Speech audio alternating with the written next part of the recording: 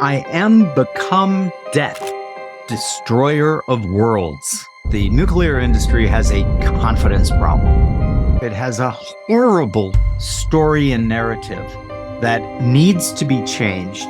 Nuclear engineers work day to day with the most powerful and effective low-carbon energy technology ever invented.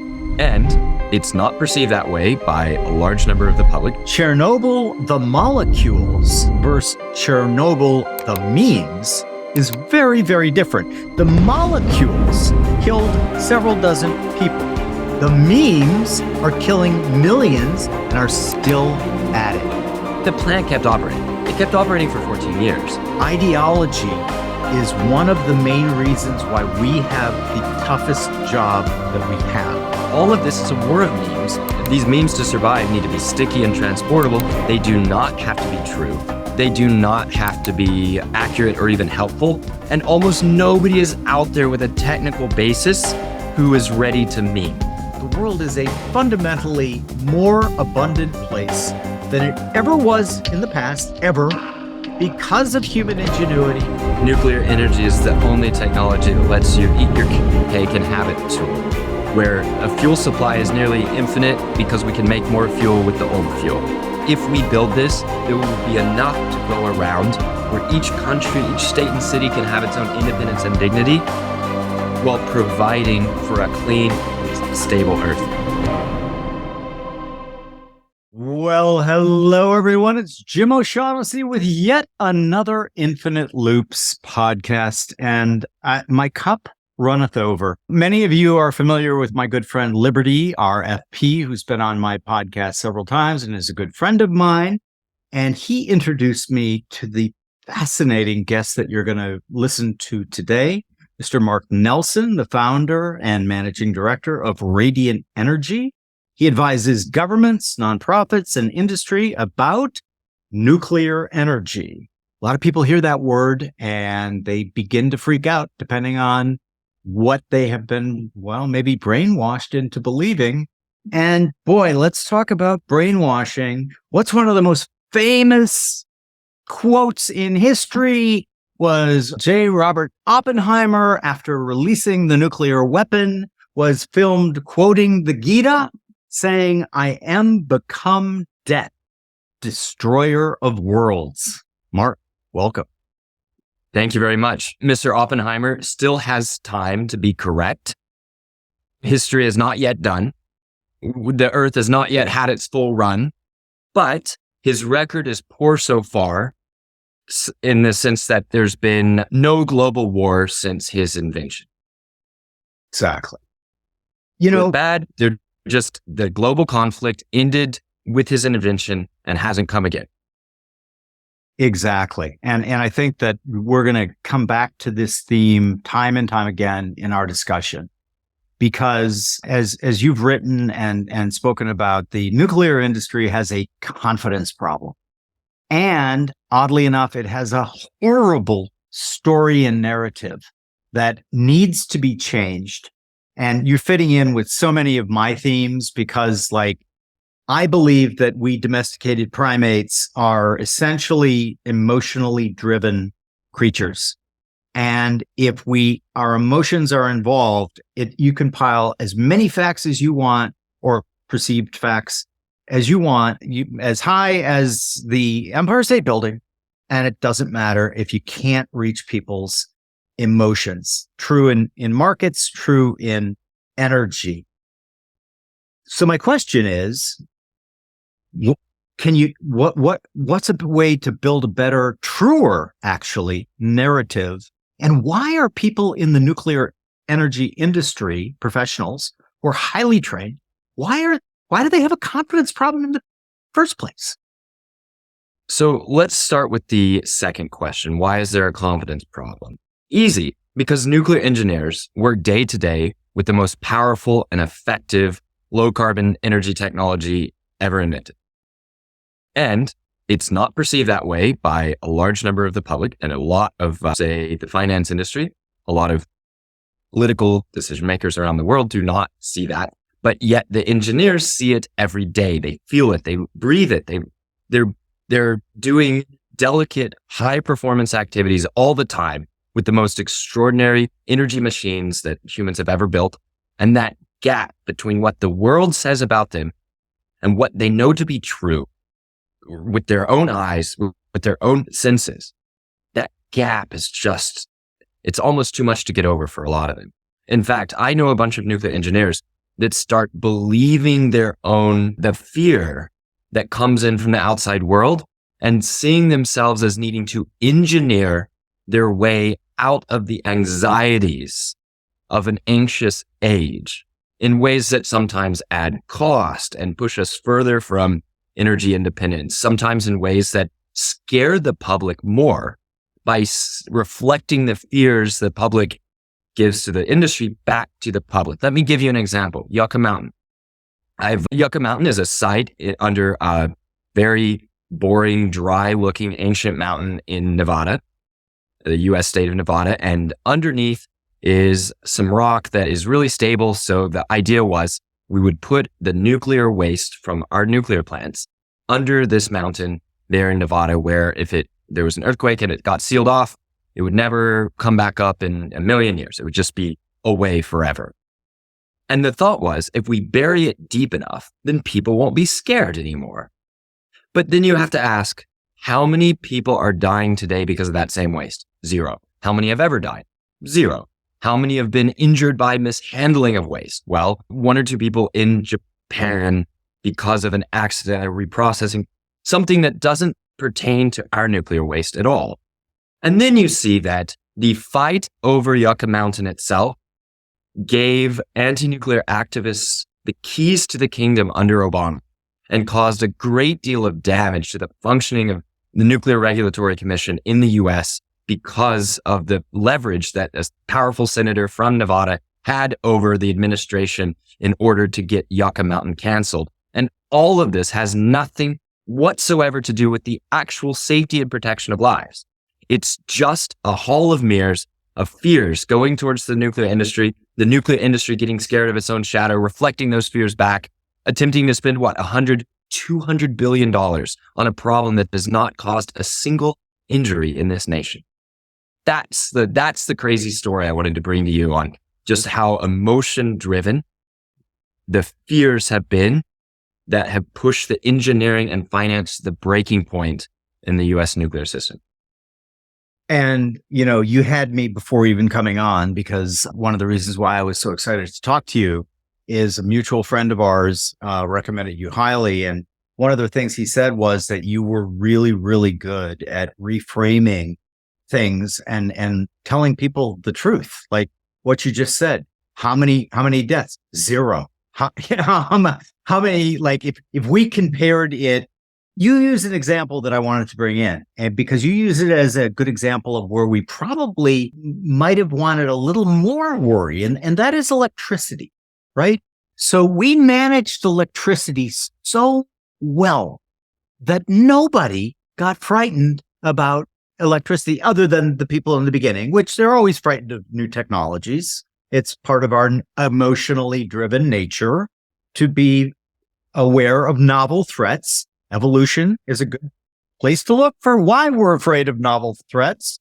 Back then, it made a lot of sense. It makes less and less sense as we are able to build up our cultural knowledge base. But here we are, right? And so, but Jim, our cultural knowledge base, sorry, I need to let you ask the question, but includes the toaster in the bathtub trope for committing suicide. For example, in one of the attempts in Groundhog Day, to exit that infinite loop, if we're staying with the theme of your show, is to fry, for the main character to try to fry himself in a bathtub with a toaster. And which is, electricity is that dangerous. And yet, exactly as you said, we've learned to live with it, even if we must scare children at the beginning of each new cycle of each new generation. We have to say, do not stick a fork in it. This is what the dumb children do. The bad children stick a fork in it. It will kill you if you do it. But yet we live with it. What I would want to say is here in Chicago, where I am, on the light around me on this cloudy winter day is almost entirely from nuclear reactors. And I challenge you to find a Chicago resident who knows it. They all know that electricity is in their house. They all want electricity in their house. They all know not to stick a fork in the socket, and they know to laugh when you see a toaster in the bathtub trick on a show, right? Like, but then how is it that they learn to fear nuclear and do not even realize that it's the nuclear plants providing the electricity that they're getting? I agree wholeheartedly. And because where I was going with the question is, can you imagine what people's reaction would be if you substituted the number of deaths caused by our management of electricity, randos, putting forks in that, right? I just had my fourth grandchild born yesterday, which I'm very happy with, a grandson. But we were chatting about it while we were at the hospital. And, my wife said, isn't it funny that we spend the first 4 years of their lives trying to keep them from killing themselves? But we eventually do, right? And then they don't stick that fork in. But if we looked at the number of deaths, just the number of deaths associated with electricity, I think people would freak out. They wouldn't have any conception for the fact, even though they know, as you illustrate with your example, how dangerous electricity is. We have somehow managed to get the thinking so that they're not like worried about it. You had a great quote, which I'm going to let you elaborate on, but is I think really, I guess, what's his name? Scott Adams, the guy who does Dilbert, would call this a linguistic kill shot. Because what you say is Chernobyl, the molecules versus Chernobyl, the memes is very, very different. The molecules killed several dozen people. The memes are killing millions and are still at it. Please elaborate. Sure. The memes being the ideas, and Richard Dawkins' famous coining of this phrase meme is a spreadable idea, which we can expand, often spreadable phrases or images that move between people and can take on a life of their own, versus the molecules, which are needing to be borne by the wind, which are bound by the laws of physics, which help determine the rate of decay or the danger of that molecule when it gets into a body, if it gets into a body. So at Chernobyl, you had a plant where there was a catastrophic explosion that vented a burning reactor core into the world. And there were several dozen deaths from that accident, several from the trauma of the impact, people who would have died, whether it was just a steam explosion with no radioactive molecules at all. There were people who died of exposure to acute quantities of radiation from the material in the core. There were a few folks on a helicopter, including the pilot, that got tangled up during key, critical stages of the cleanup operation, which is why I include those who died in the helicopter accident. And then finally, there were several dozen victims of a very particular set of diseases that came from exposure to one of the isotopes that does the most amount of damage in a short period of time, in the days or even first week or two after a nuclear accident like Chernobyl. But then the plant kept operating. It kept operating for 14 years. The plant made more electricity the year after the blast than it did of the blast, made more the year after that, made more the year after that. It kept setting plant efficiency records. And when it was finally shut down in year 2000, workers were quite upset that they were that the best jobs available were being taken. And those who had some emotional connection to the plant were saying, why would you shut down this one? This type of reactors in operation around Eastern Europe and European Russia, and you were not shutting down those. Why would we shut down ours, which has had the most number of safety upgrades based on our learning experience from the disaster? So, Jim, right there, I've had anti-nuclear, smart, young, physics-educated anti-nuclear people convert to being pro-nuclear on the spot when I replaced the Chernobyl meme with Chernobyl kept operating and was shut down by European Union cash payouts meme. That alone is an example of the difference between, because why? When when I say Chernobyl kept operating, I'm not explaining to you the isotope story. I'm not justifying the safety or not of the improvements that they made to the reactor so it wouldn't blow up in the future. And when I say, and the workers wanted it to keep operating, we fundamentally know they had the most amount of skin in the game in terms of those most likely to be impacted if another one of them blew up. So you're going directly for, I guess, thank you for calling that a linguistic kill shot, but you're stating an easily verifiable fact. You can go on Google and see what's the production record for Chernobyl nuclear plant. You see it cuts off after year 2000, right? You can see that bodies we trust to keep us safe from nuclear, like IAEA, International Atomic Energy Agency, verify that it kept operating. Whatever you think you knew about the worst nuclear disaster in the history of mankind, if it didn't even stop the plant from operating and the plant operated better after one of them blew up, that destabilizes some of the most deeply held beliefs that people can have about nuclear energy. And what's interesting to me is that this structure extends to non-nuclear things as well. The story might be a bit apocryphal because I heard it firsthand from a firefighter in California, and there were a group of them, and I tend to not be very shy, and like they were having drinks at the bar, and so I walked over and I said, I'm fascinated by what you guys do, and they're like, okay, really, and I said, yeah, I'm just like you're over trying to put that fire out, right? The fire was visible from where we were sitting. And they're like, yeah. And I'm like, so talk to me. What's going on? Why California? All this stuff.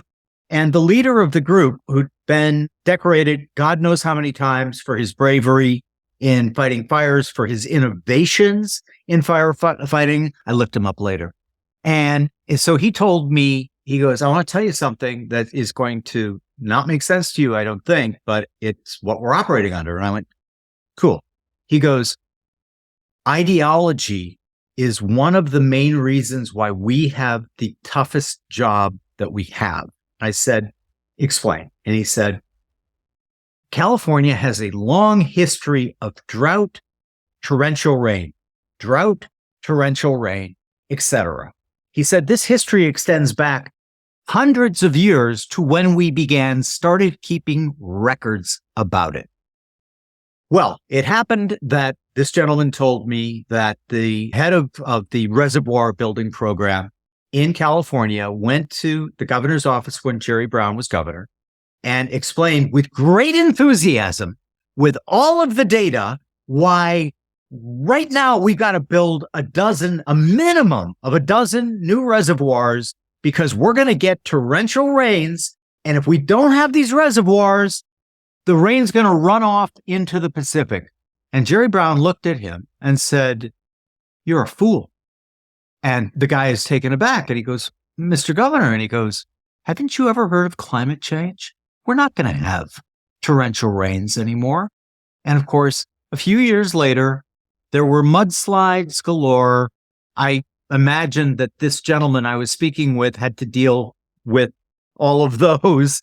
And yet, the memes, like I'm fascinated by memes too, right? Like there wouldn't be Christianity if St. Paul wasn't the best memer in the world. That's how Christianity came into being. He was a great memer and he was really good at putting ideas out there that were just sticky as hell and transportable from human to human.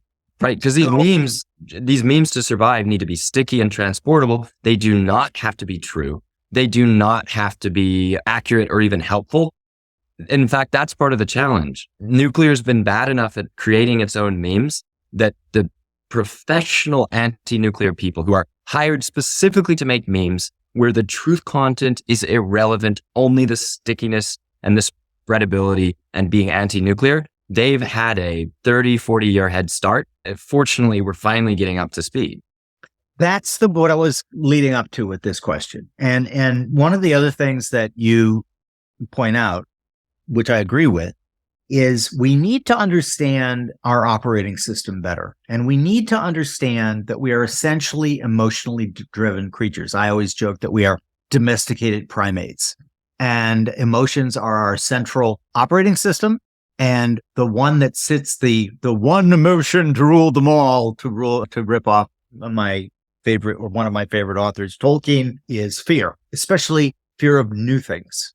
And evolutionarily, that makes sense. And so it seems to me that you've got to acknowledge that, but you've also got to get in the game.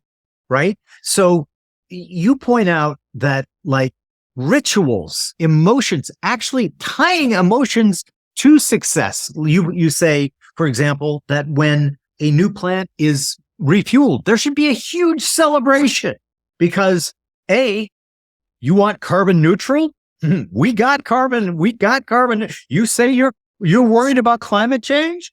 If you're worried about climate change and you're not pro-nuclear power, there is a massive disconnect there that you've got to try to figure out. So give me some of your examples for like, how do we turn this around? How do we get people to understand, or if not understand, at least get the meme to be an earwig for them so that they're like, hey, well, I should probably give this nuclear thing another chance. Well, just as your California firefighters would tell you that a top way to fight fire is fire, but maybe controlled or helpful rather than the surprise, chaotic, long tail fire that eventually arrives when you're not prepared for it. The fear is very powerful, but there are different types of fear. For example, there's a fear of missing out. And because the nuclear industry didn't know how to just be proud of itself in a public manner, in a way that was honest and open, it maybe gave itself awards internally or talked inwardly, but silence, boringness, neutrality was what they went for in the public, where instead, because the world is not silent, boring, or neutral, the world is exciting and nuclear is extremely powerful. So it was blatantly not fit for purpose in the eyes of the public. Instead, that smells like self-fear. Like they are right to fear the public because they are hiding something. Stealth, secrecy, sinister conspiracies. That's that way the public read the nuclear plants and the nuclear operators. And I think in a lot of cases, it was justified. I still struggle with this. I'll come to it later if there's a point where it makes more sense of some of the crazy things that have happened with the nuclear industry, just self-defeating. Actually, no, just let's do it now while you're thinking about it. Okay, here's one. I had a great success visiting a nuclear plant with some of my staff, requesting to go visit the nuclear waste, getting photos with the nuclear waste. Of course, they had to be run through the hierarchy, the security people, everybody had to speak about whether you could get a picture holding the waste. Now, was it safe? Yes. Did our radiation detectors show it was safe? Yes. Have they had to file paperwork showing that it'll be safe for 100 years and even during terrorist attacks and earthquakes and things that would destroy the entire state we were visiting? Would they have to stay safe during that? Yes, yes, yes, yes. Then what's the problem? Well, we didn't have the procedures right. We'll change the paperwork, the NRC, to let you go visit. Great. Okay. And then we'll accept some of these photos you've taken. We'll send them to you as files later. Okay. So then we tweet it out. Gets millions of views, goes viral to every corner of the internet. I still see people I've never met, never heard of, use those photos in their materials. And only occasionally will they look us up to see who it is or what the circumstances were. Then the press guy, the PR guy for the plant, he moves on, he gets a promotion. New person comes in. They're young.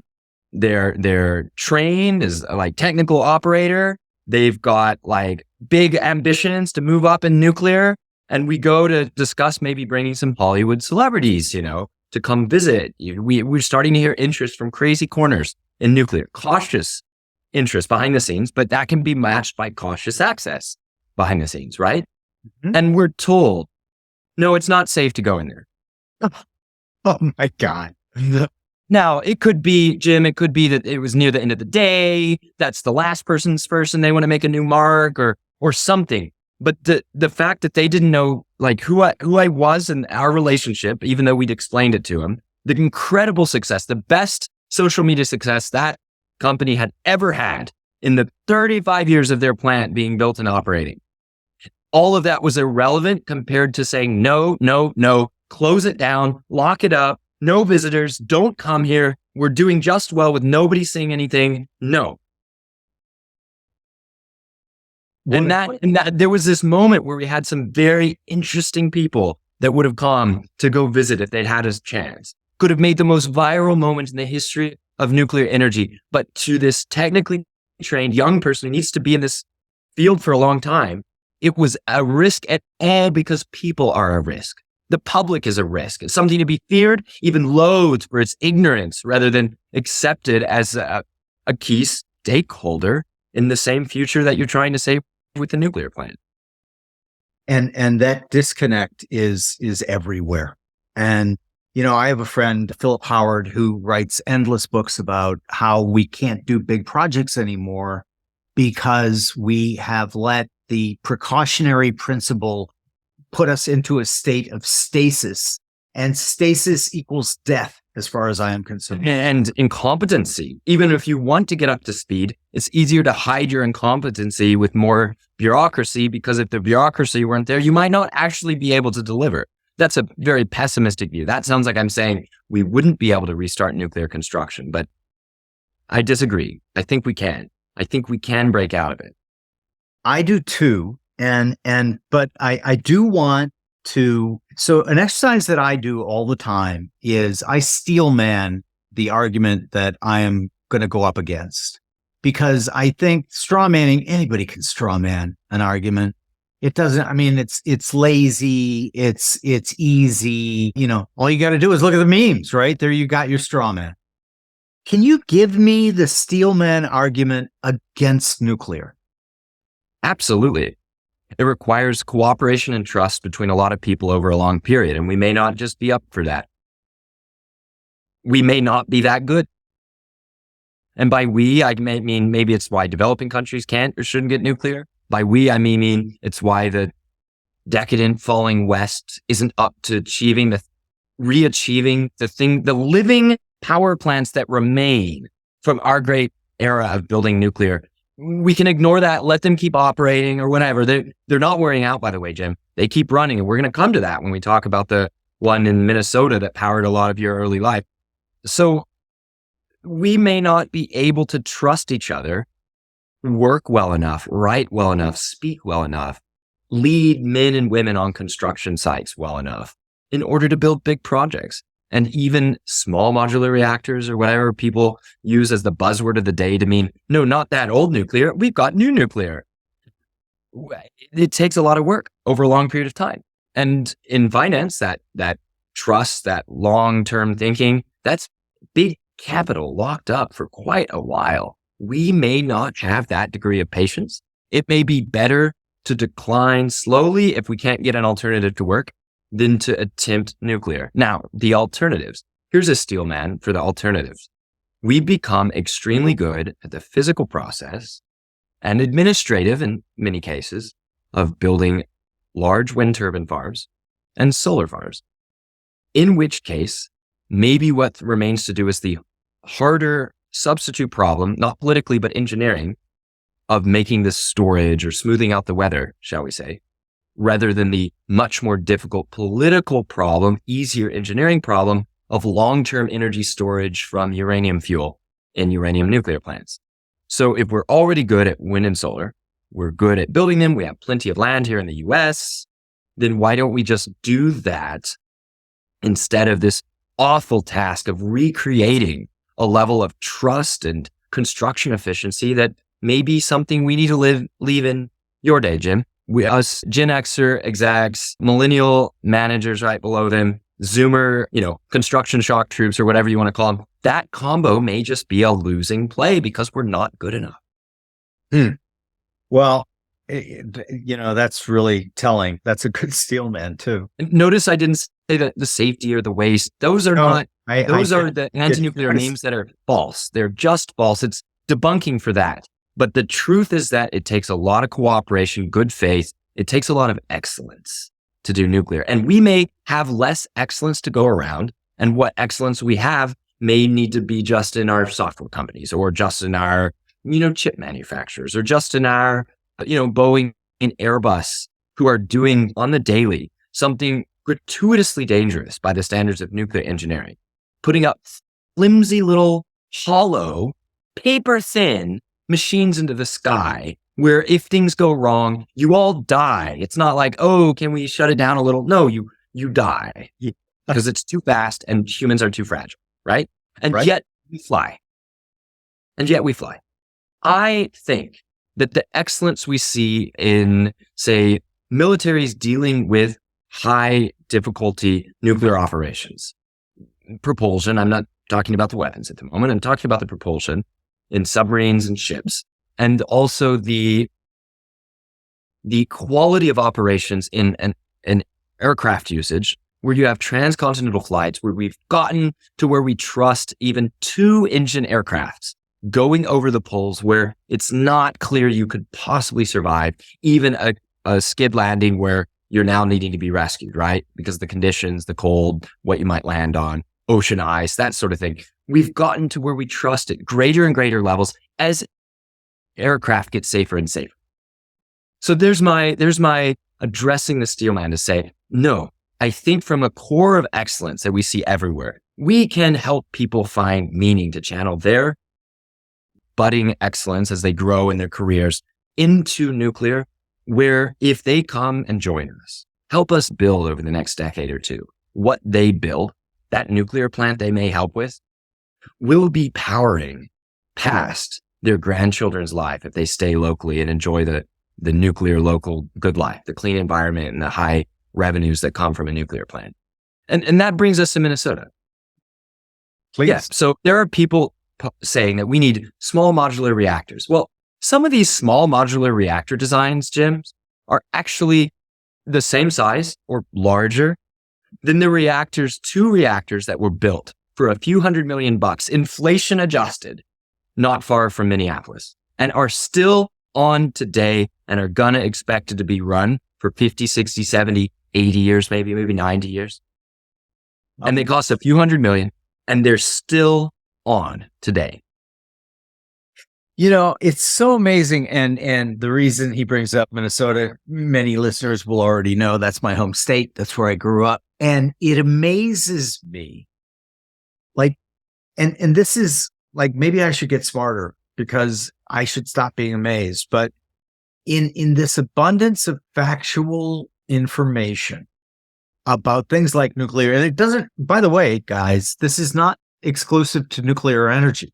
This is a story of a lot of dramatically, factually evident things that are really cool that nevertheless have either a taboo built around them or they're losing the meme war or what have you. And I love the fact that on the Steelman, you didn't even bring up safety, because the fact is, if we were going to stack every form of powering ourselves around, right, nuclear is going to win on the safety. It's going to be, let's not make it a competition. It is going to be on the side of the graph where safest, most predictable in terms of safety form of energy available to us today.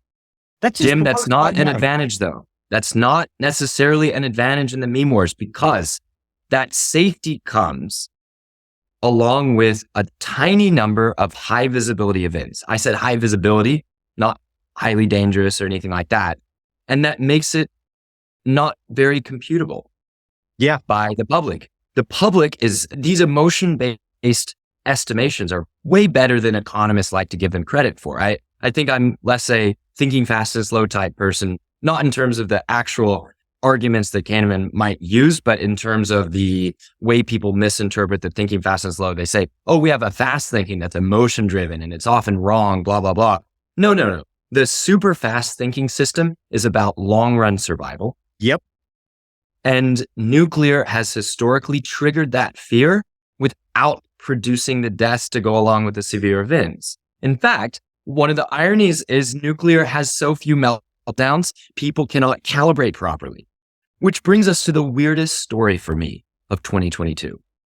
The fact that we have an ongoing nuclear catastrophe by the standards of the way nuclear events are typically written.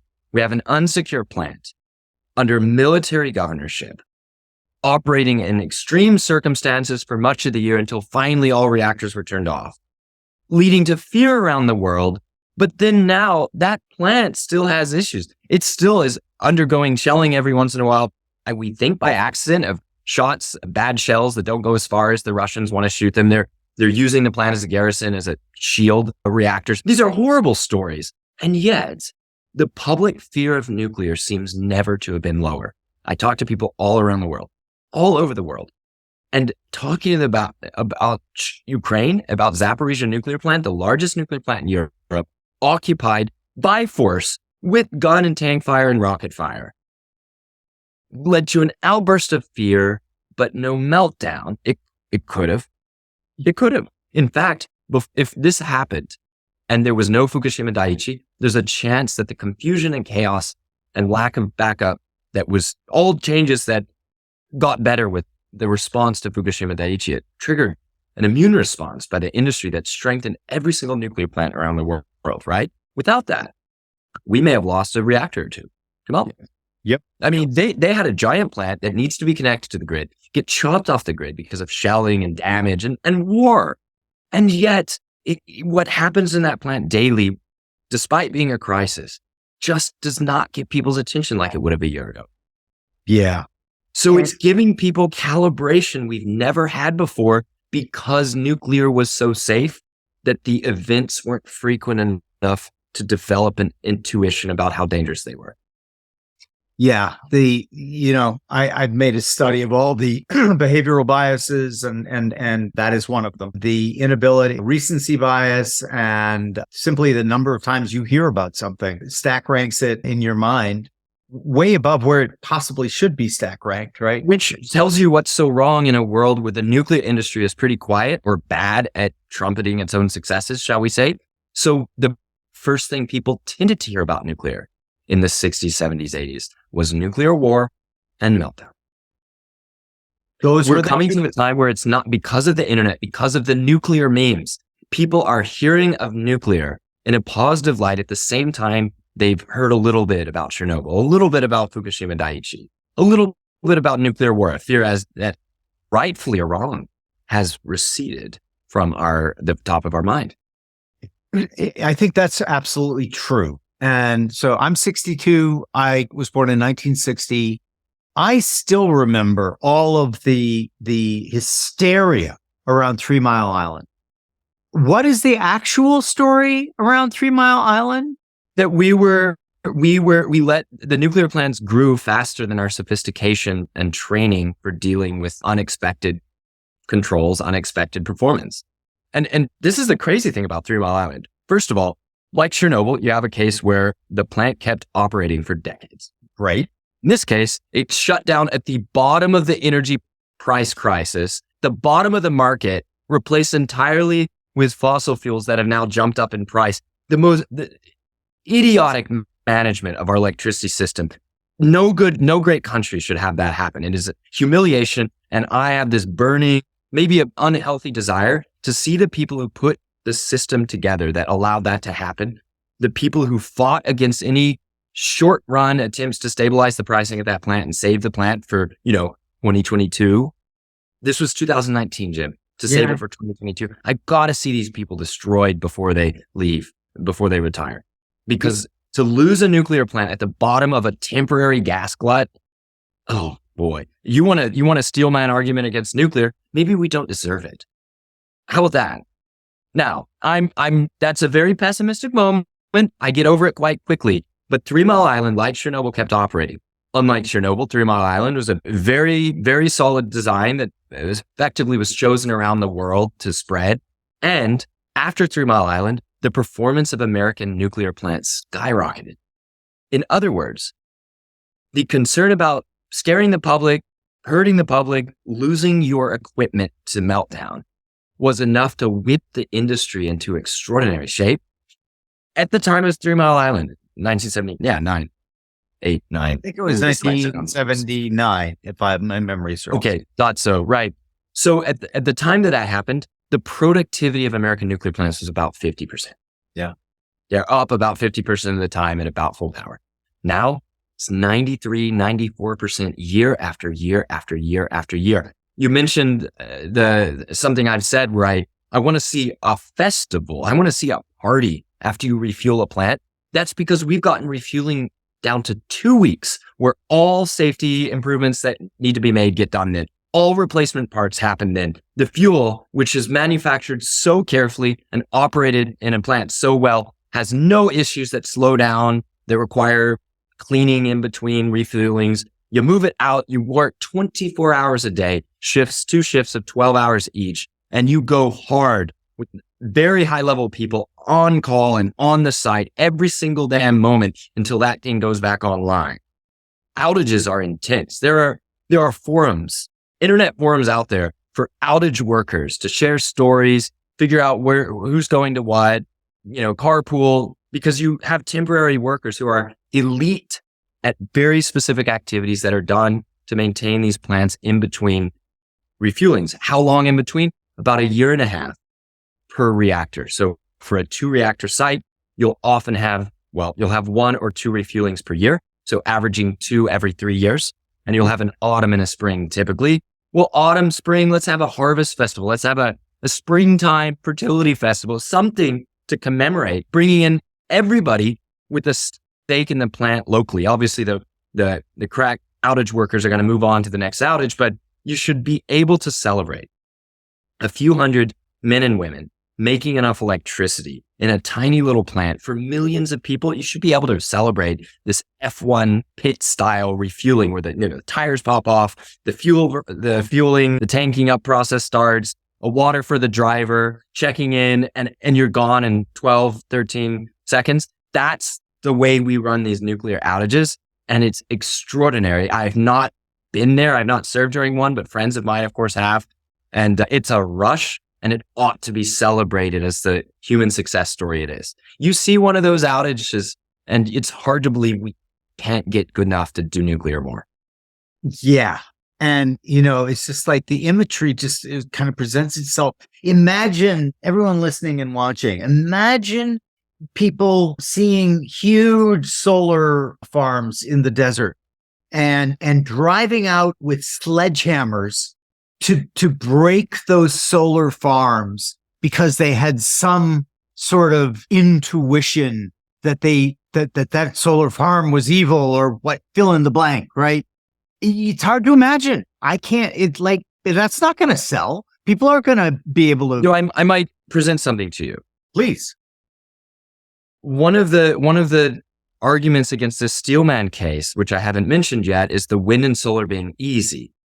It turns out that wind and solar is at its best if it's an abstraction and not a reality in people's lives. Now, there are people who love to be near the wind turbines, and solar panels don't really elicit motions like that because a single hedge can just cover it up, right? But the problem is, the more people learn in rural America, since we're using America in this case, about wind and solar, the less they're interested in the little bitty slice of revenue you can offer them while still affording to build a project. Why? Because each project is not necessary for the grid. This is an actual subtle point. I want to stop with it for a moment because it's a bigger weakness than a lot of experts admit. When, say, the Texas blackout came in 2021, the wind and solar people rightfully said, hey, nobody expected to count on us. Now, you put $70 billion into something over a decade, you might hope that it's there, but that's true. The wind turbines weren't there and no one thought they'd be there. The solar was a little bit there during a few hours, but nobody thought it would be there at night, right? Got you. We told you you couldn't rely on us and we didn't want to be relied on. Well, flip that around. If no specific solar farm or wind farm is life or death for the grid, because you can't make it be life or death or your grid would fail. But it's life or death for the people who don't want it there. You're suddenly caught with a really harsh asymmetry, one that nuclear had to deal with back in the 60s and 70s. But what's the difference? The difference is you only need a few nuclear plants. Only a few in the whole nation.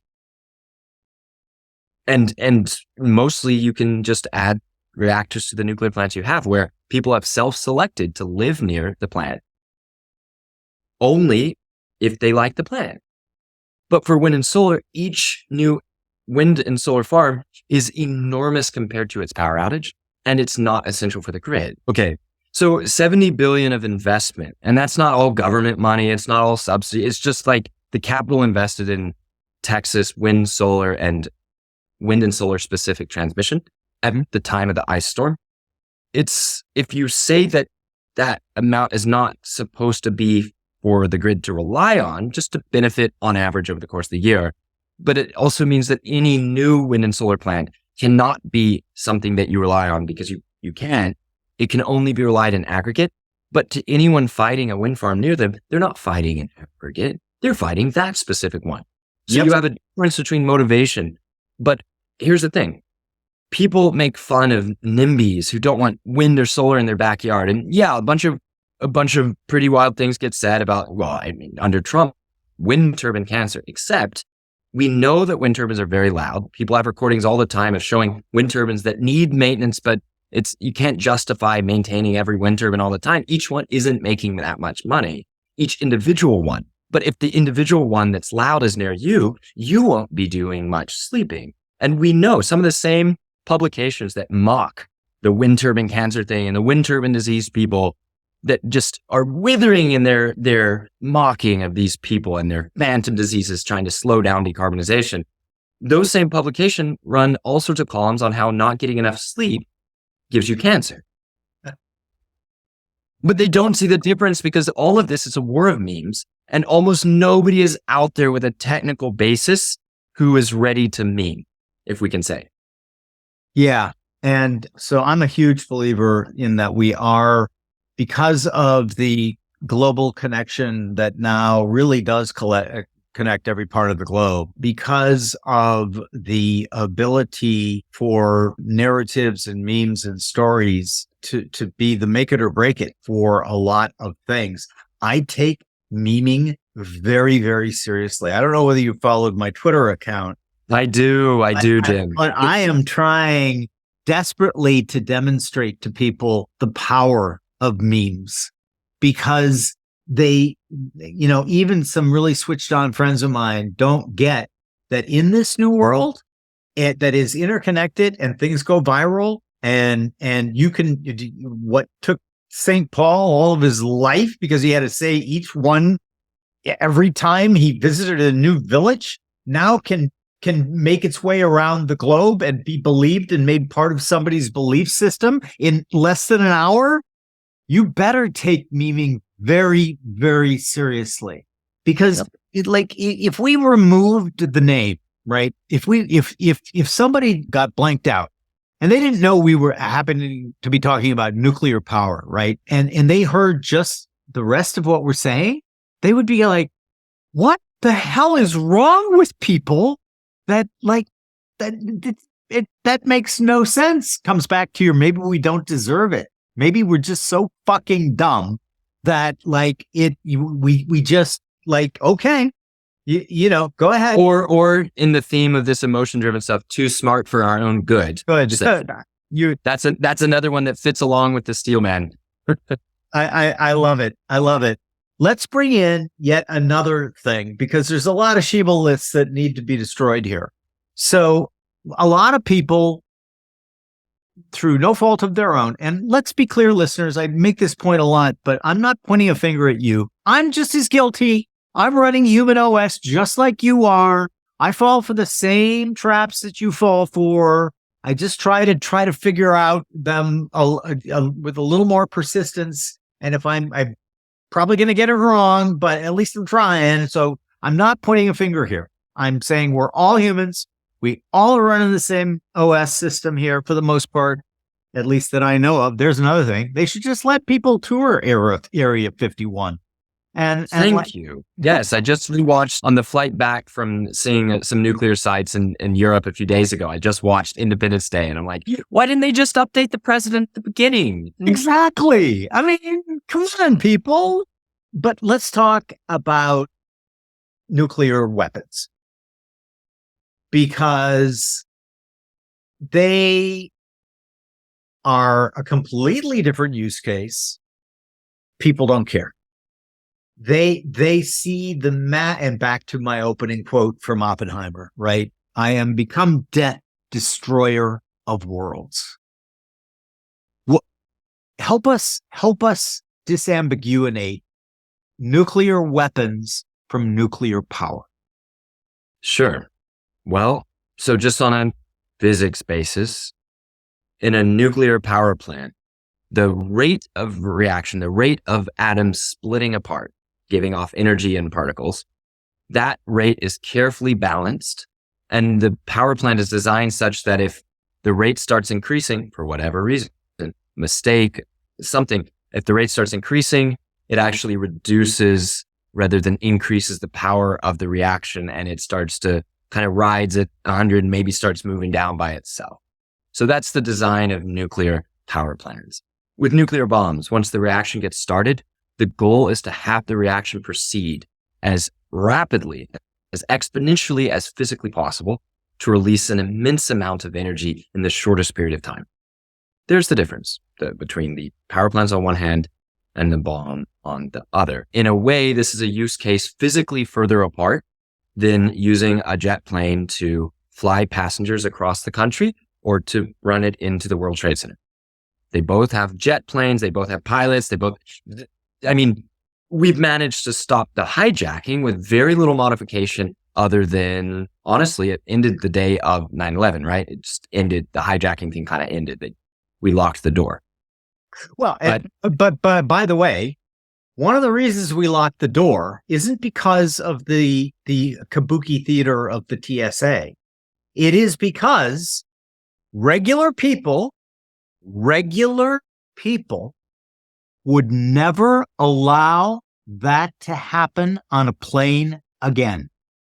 I agree. And in fact, one of the crazy lessons of, say, 3 Mile Island, and then we had learned it again a little bit in Fukushima Daiichi, is that what matters is the humans in the loop. Once you get more than 1 or 2 humans in the same loop, you can actually, in high reliability systems, reduce the likelihood of freak problems rather than increase them because of the chaos of irrational humans doing things, right? It's one of the reasons that nuclear plants have done so well that we can't calibrate the danger of a nuclear meltdown because there's so few of them, because with checklists, with self-checking, where you bring in outsiders to break into the culture, observe, and then report back all voluntarily. That's what happens in nuclear plants nowadays. The teams of experts across cultures, across languages come, they look, they see, they're not subjected to your regulator. You're not subjected to their regulator, but the operators who are interested in excellence everywhere because the reputational value, everybody's got reputational skin in the game in the nuclear world, right? Well, then that's been a lot of what's improved things. And it's sort of the difference between the locking the doors is like the regulator in this case, and the passengers not standing for that ever again is like the self-checking from the other operators. Well, all of that is not quite, doesn't get us to this nuclear bomb problem. So let me mention something. We're getting further and further away from having a lot of people who live with memories from before the bomb. Right. It's becoming something we live with. So in some ways, I almost want to push back your question, not say anything of any interest back after this point, except for we're learning to get over that particular fear, because like all times and places we live under doomsday, ours does not feel any more doom-like than any past generations, because the change where it became physically possible under human control to bring about the doom, the biblical Old Testament doom, that memory of that shift as a before and after is going away. Meaning everyone lives with there's sort of a conservation of doom where there's only so much doom that society can feel itself under. If you read the histories, I dug into the history of the bubonic plague, the Black Death, during COVID lockdowns. And it was fascinating to see how writers and historians saw this as part of the end of days. It was the culmination of bad catastrophes that had been accumulating for decades in Europe. When Europe had had a few centuries of population booms, of settling the forest. Most of the forests of Europe were cut down in the 2 centuries before the Black Death. There are areas of Europe that have never recovered the population level they had before 1348, right? Yeah. And the people who lived through that discontinuity had a different experience than those who were on either side, but those discontinuities are few and far between, Jim. What I wanted to say about how hard it is to deal with some of the older folks who can have a lot of wisdom and a lot of life experience, but some of the older folks working with them on climate change, you realize they have a model of climate change that is not scientific. It's doomsday. It's a pattern in their mind held over from being scared as a child about nuclear war. where they put up countdown clocks. I've talked to, 65 or 70-year-olds who like these clocks that show we have only 8 years, 360 days, and 10 hours to do something about climate change or whatever. They're often not clear what their clock actually means. And you're like, actually, this is more your life expectancy, not that whether after 8 years, you know what I mean? But their vision, their personal vision of how death occurs, how the end of days occurs, binds up climate change with nuclear war in a way that somehow, logically for them, means they can fight both their coming end, nuclear war, and climate change by continuing to fight against nuclear energy. Wow, that's a really... You see, that's kind of a subtle thing. In other words, the feeling of the end to them is bound up with nuclear technology. Yeah. So to fight against the end is to fight against nuclear. Wow, that's really profoundly insightful. We encountered a lot of these folks out in California when fighting to save Diablo Canyon. In the end, the same governor who the anti-nuclear forces had convinced to help them close Diablo Canyon, he was just too young a generation. He's not scared of nuclear. Gavin Newsom is not scared of nuclear. So when the political winds changed, he betrayed all of them and decided to save the plant. Yeah. They thought he was on their side because he'd helped close it. But then he got worried about blackouts and not becoming president if he got kicked out of office. And he switched because he did not have that fear of the end. He did not have that existential fear of nuclear. I love that. I'm going to dive down that rabbit hole because that's a great way to connect these things about the discontinuities. I mean, like the one that immediately presents itself is people who lived through the Depression, and that impacted my own grandfather was very, very successful in the oil business, fossil fuels. And he was very successful, but lived through the Depression. It's when he made a lot of his fortune because he didn't trust Wall Street. Another wonderful irony in that's where I made my bones, and was able to buy up his fellow operators at 2 cents on the dollar because they all went broke in the crash of 1929. But yet I bet he could never relax, could he? I No. bet he could never remember, he could never forget for a second when it felt to be on the edge. Exactly. And I am the youngest of the third generation of males. I have one female cousin who's a few months younger than I am. And his grandchildren, who are much older than me, my cousins, were trying to convince him in, 1962? No, even before. I have one cousin who's like in his 80s, oddly. Whereas I'm the martini baby. But they made everything that they thought that my grandfather would immediately understand. All of the market is so reasonably priced now. This is the growth that is anticipating. The United States won. We won. We destroyed the industrial capacity of the rest of the world. That's why we get to provide the world with 85% of the cars being sold globally. Granddad, you got to get in these stocks. Nope. Only municipal bonds tied to revenue that were non-callable. That was it. Because he'd seen ruination in times that looked just as good and honestly just as unprecedented. Exactly right. And so what's great about that's such a great, what a great way to a lens to look through. Well, Jim, can I expand on exactly this theme? Please. If you're worried about things to zero, about great disasters against nuclear plants causing ruin on one hand, but also against great financial or market disasters, running out of energy would be one of the big ones to hurt countries. We're going to see some ugly repercussions of what's hitting Europe. Some countries will survive and adapt better than others. I'm particularly worried about the UK. The UK is in a very bad position with kind of structurally expensive energy for a really long time and a ton of exposure to world markets and countries that can produce more than Britain can per unit of gas, because it doesn't take much to run the banking houses of London like this. That's only a little bit, but what about the rest of the economy, right? Well, just a few days ago, I was walking around the grandest construction site in all of Europe, the most ambitious. It's a 2-unit nuclear reactor plant. So the largest reactors on planet Earth, immense concrete shells rising up to, 50, 100 meters, cranes soaring above my head. The scale of construction is not like anything I've ever seen before with my own eyes. And I've been to this very construction site when they were first laying down the great squares. Okay.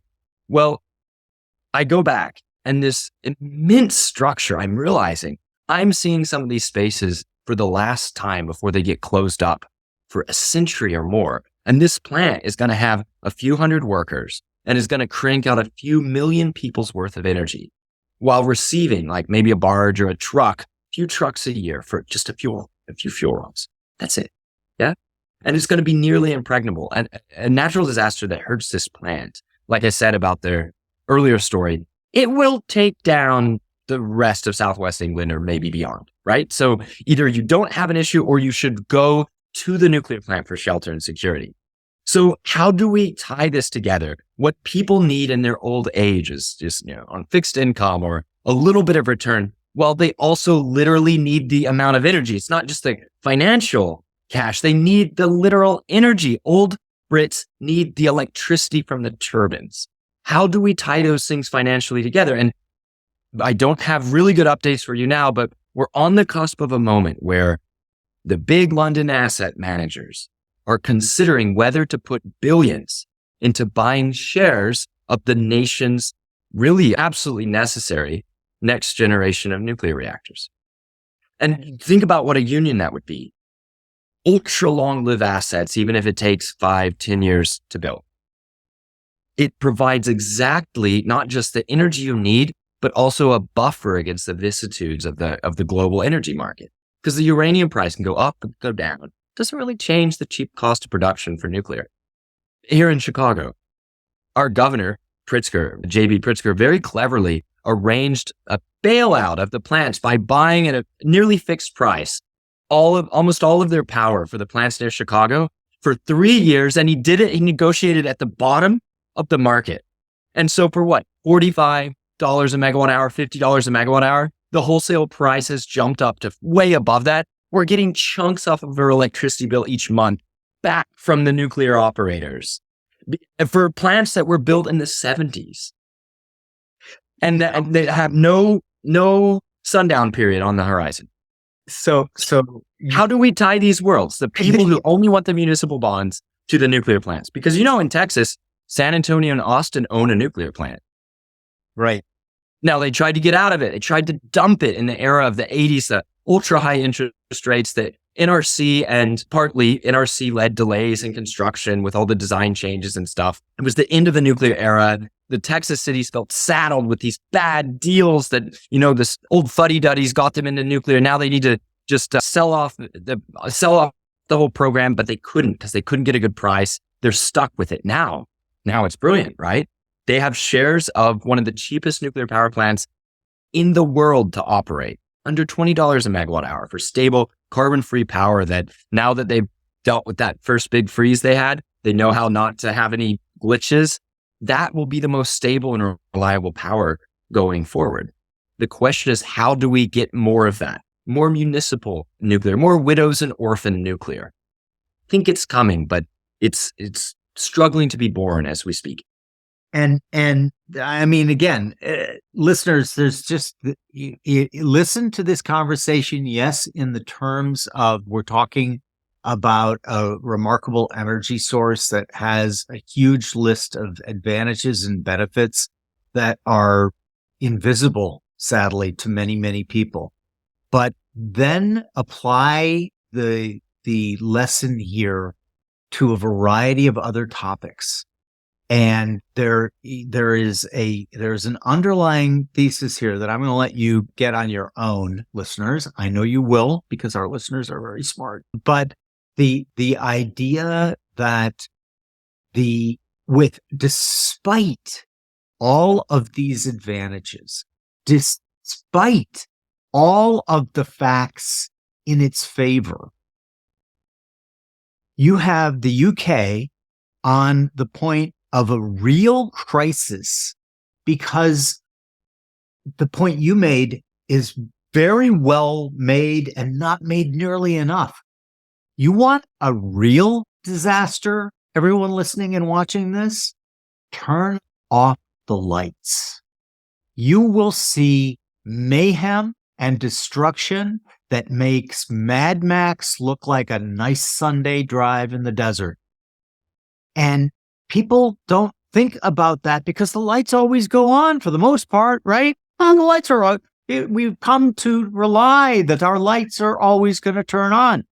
Well, if they don't, that's going to lead to a problem that is orders of magnitude greater than even a Chernobyl. But let's lean in. Let's lean into this, Jim. In a place where war has returned, as far as the Ukraine can tell, they might even prefer a global war because then they might get more people on their side or help somehow.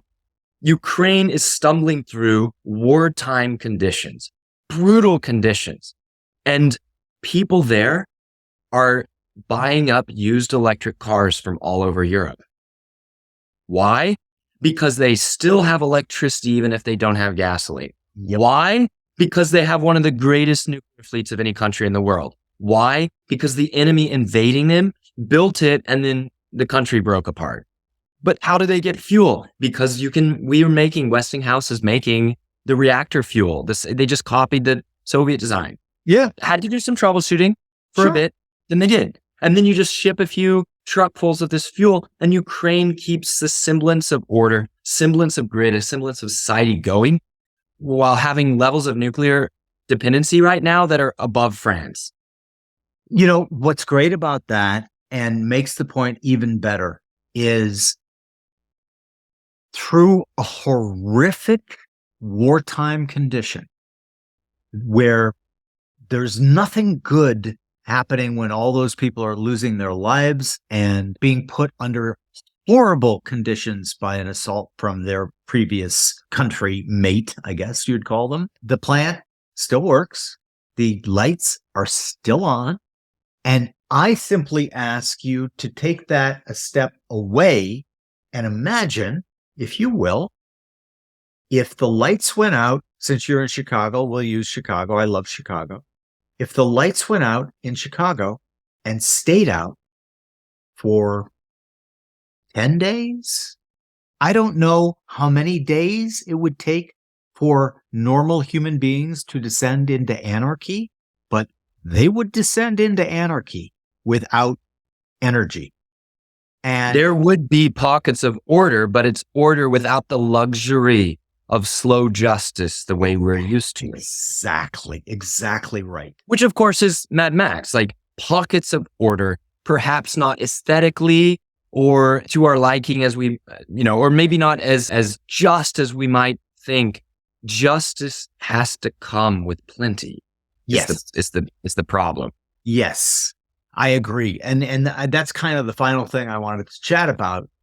I don't blame humanity for having a scarcity mind. For most of our evolution, we humans were living in scarce environments where all of the reasons why evolution trained us to be fearful and to be fearful of new particular threats is because the environment kind of sucked.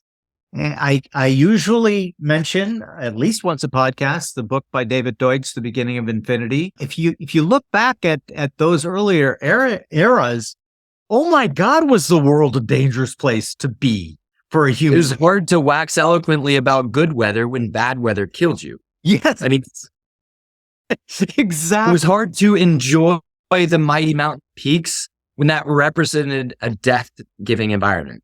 Yes, and death-giving conditions. Exactly.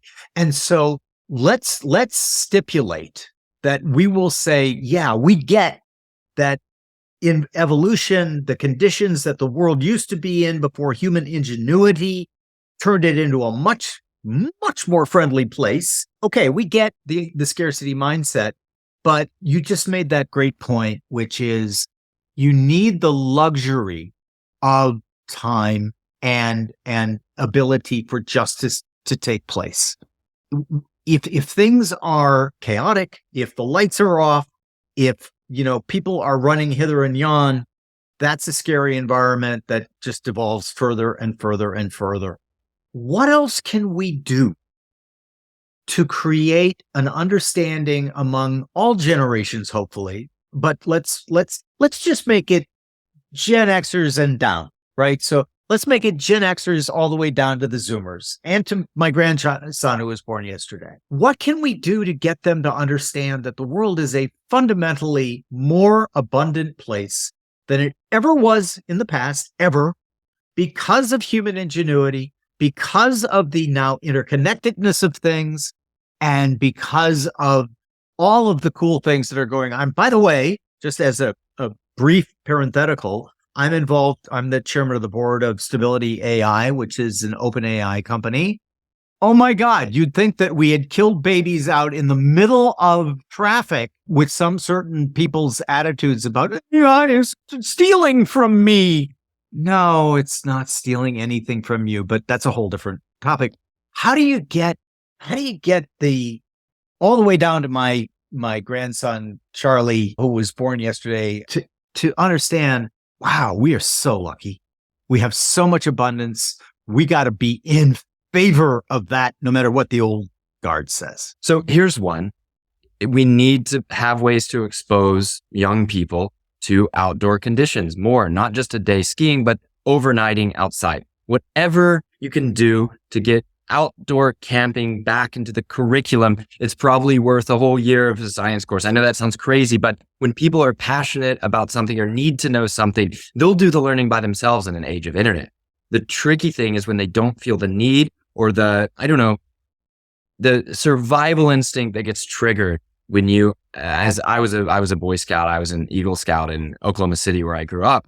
And you have respect for the weather, especially if you don't have outdoorsy parents and you don't maybe dress as well as you should. You learn what it means to not be able to get a fire going in the morning. The lack of not getting it going. You learn to respect the heat, to respect the flame. Look, campfires can give you cancer. They are bad for your lungs. And to understand why you would make them, even if they're giving you cancer, because the alternative is not having fire, that's a priceless bit of wisdom. It's just, I think, embedded deep into people who grew up needing to make fires with their own hands in order to, get merit badges on one hand, but those are very important to us young people, and that you can set up incentive structures to help them feel the lack of the modern convenience. So that's one thing. A lot more camping for kids, a lot more touching grass, I suppose. That'll help. Here's another thing. People in developing countries, especially over the next few years, they won't have any issue with this at all. Why? No. Because the rich world messed up. Only financed really, like LNG, liquefied natural gas for the developing world, wouldn't finance nuclear, wouldn't really finance coal anymore. So you're stuck with this LNG, liquefied natural gas, but you cannot afford as a developing country to outbid Germany. Germany, who screwed up their energy supply, can buy all the LNG you thought were going to run your country.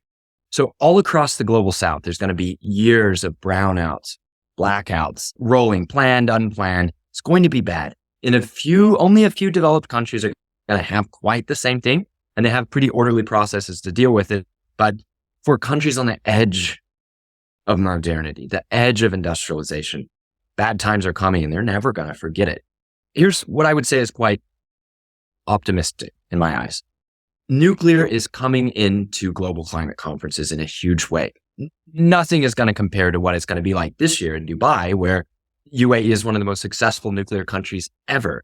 They built on time, on budget, 4 massive Korean reactors, originally of American design, in a very short period of time, as a program, as a sophisticated program for the entire nation. And they're going to be powering COP28 with nuclear reactors, and they're going to be proud of it, and they're going to tell people about it. They're going to be able to say to poor countries coming to COP28, normally these climate conferences are the rich countries acting as like a trade show for offset programs and wind turbines and solar panels and stuff like that. And then the poor countries are like, where's our money? Give us our money, which creates a very awkward dynamic of what? Are the rich countries going to pay poor countries to be poor? Like how does that doesn't even make a lot of sense. Instead, how will you make the poor countries not poor anymore in a way that doesn't bring us all down together in terms of environmental problems? Well, at COP28, we're going to have a union of these stories where the rich countries, in a way, are going to be the ones selling oil and gas into this market. And the rich countries selling oil and gas in this market who have just built nuclear plants, they're going to have a real edge in the whole conversation. And the host country is number one here. So these storylines are coming together. Developing world angry and growing up in worse conditions maybe than a few years ago they would have thought they would have. And then the rich countries, not so, maybe with some wings clipped, They thought they had it all figured out. And instead, Putin threw a wrench in the gears, and pandemic and the supply disruptions threw enough wrenches in the enough gears to slow down this automatic thought of progress. Mark, this is so fantastic. And the point, the pull quote that I would note there is, isn't it deliciously ironic that the area that is well known and associated with producing the most fossil fuels is also building the most nuclear reactors? Why would you think they're doing that? And you've seen nothing yet. You've seen nothing yet to what it's going to look like when Saudi Arabia gets their program going, and they intend to. It's easy because at these prices, you can't afford to use it yourself. You got to sell it and be rich forever. And then you're also creating the infrastructure that make it to where even in a downturn in oil and gas, in your production, let's say your production and not the world's need, but just in your production, you have the energy you need anyway. Here's another one that people have not even begun to really think about.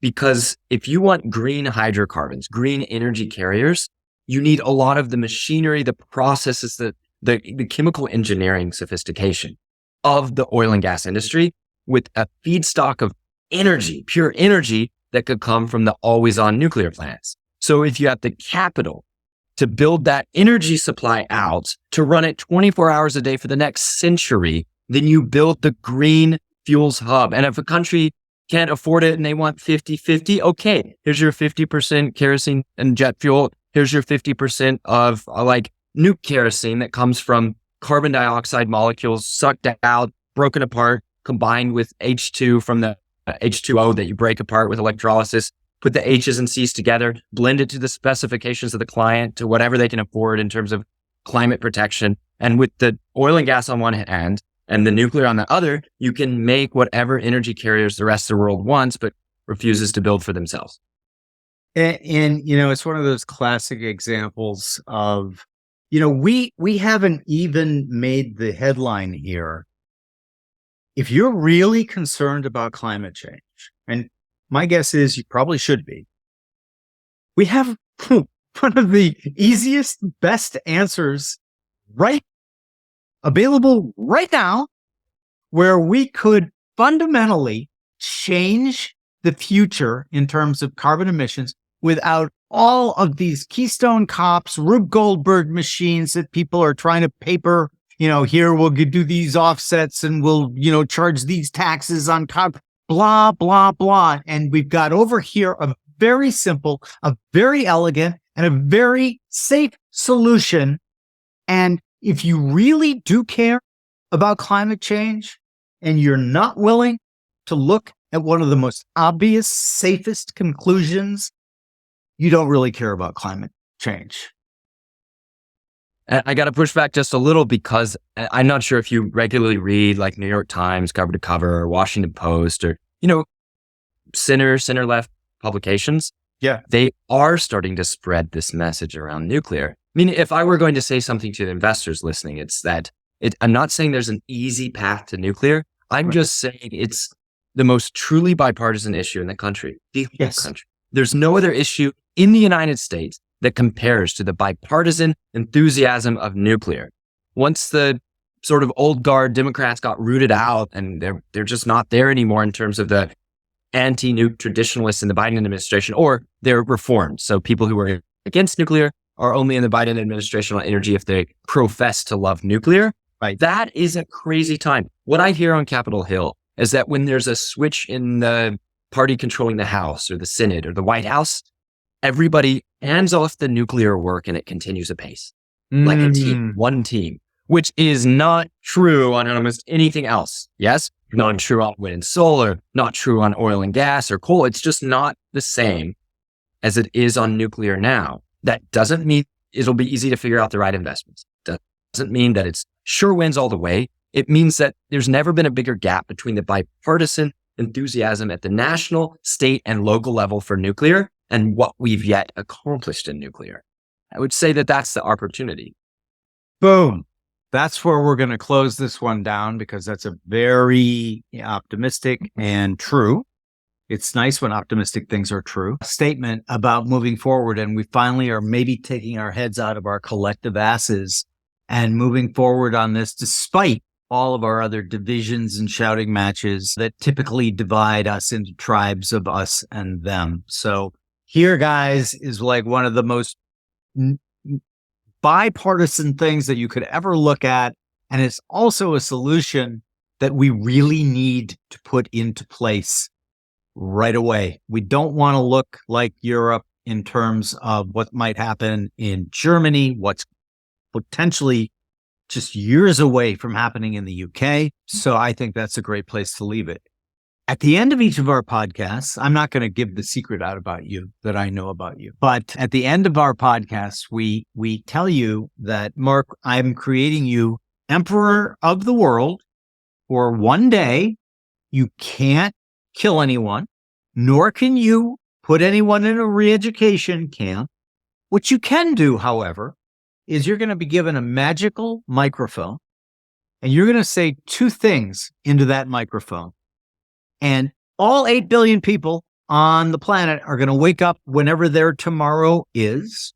And they're going to think, I just had two of the greatest ideas in the world and I'm going to act on them. In other words, you get to incept two things that people are going to think they thought of and they're going to actually do and follow through on. What you got for me? Nuclear energy is the only technology that lets you eat your cake and have it too, where a fuel supply is nearly infinite because we can make more fuel with the old fuel, where the waste is nearly non-existent. There's so little of it, we can't decide what to do with what remains, where the technology is so long-lived that we can barely decide how to build people once the reactors are cheap enough, where the impacts of the disasters at absolute worst are unintentional nature parks and tourism hotspots like in Chernobyl. This is the last thing we need. Beyond this, it will be fun to invent other things. So if you work together, have some faith in the technology, if not maybe the institutions of today, give them a chance to prove themselves over the next few years, help build nuclear with us. And we'll need plenty of you in your careers to join too. But if we build this, there will be enough to go around where each country, each state and city can have its own independence and dignity while providing for a clean and stable Earth. Love it. Fantastic. We're going to incept all of you. When you go to sleep, you're going to wake up tomorrow and you're going to think, wow, well, why were we, what was going on? That was really dumb of us, wasn't it? At least we got smart. Listen, Mark, thank you so much. Tell folks how they can find you. Sure.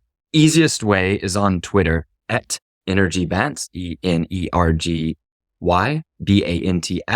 My DMs are always open and I always get to everyone. You can also find me at my consultancy website, radiantenergygroup.com. And I'm available by email there, mark@radiantenergygroup.com. Perfect. And of course, all the links will be in the transcripts to the podcast. Mark, this has been great. I love when the popular opinion is often incredibly wrong, but we're coming at a time when people are beginning to change their minds. And so let's hope it pushes them a little bit further along the line. Great to be here, Jim.